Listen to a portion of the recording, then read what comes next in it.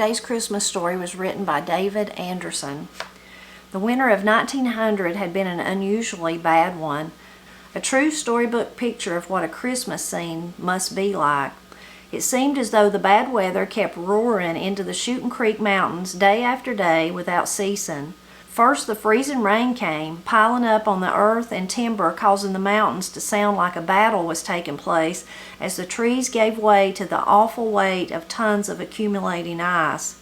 Then snow had piled up at the Abraham Anderson cabin there in the Bethabara section of the county, with little chance for folks to get any work done other than to break a trail to the barn to feed the animals and to find a decent pole of standing dry timber to fuel the fireplace.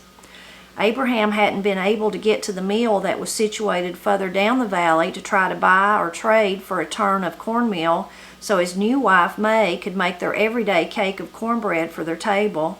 Fact was that if he had been able to get to the old tub mill, he wouldn't have been able to get any meal since the miller wasn't there to do the grinding. The miller, like everyone else in the settlement, was shut down solid. May, the young bride, had worries that went a little deeper than those of Abraham. Although she was just a recent bride, she felt an obligation to provide a good meal for their table, as this was the tradition that was understood by most women of the time, young and old alike. The old peddler, Mr. Bramlett, who came over their way from across the mountain in Georgia and who made his usual rounds every few months with his wagon and team, had not showed up because of the bad weather as well. The folks who depended on him to deliver their short grocery list of coffee, salt, and other such items that they couldn't produce on their small mountain farm were pretty much in the same shape as Abraham and May.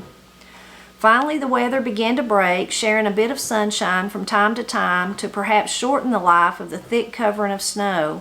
As night time slowly began to settle upon the valley, May called to her husband, and with a tone of sadness and some measure of defeat in her voice, she told him to come and sit down at the table for a meager bite.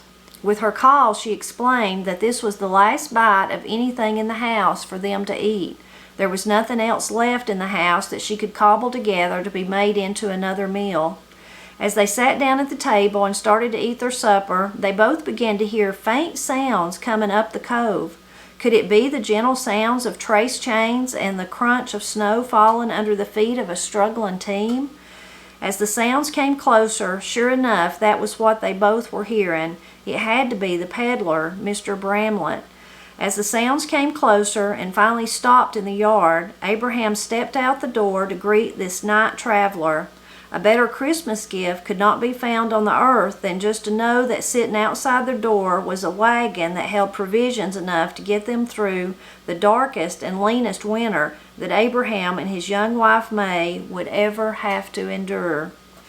This is a true story often relayed to me by my father many times. Abraham was my father's uncle. My grandfather was married in 1899 there in Shooting Creek, and Abraham was next down from him in age, so his marriage to Aunt May was very near this time.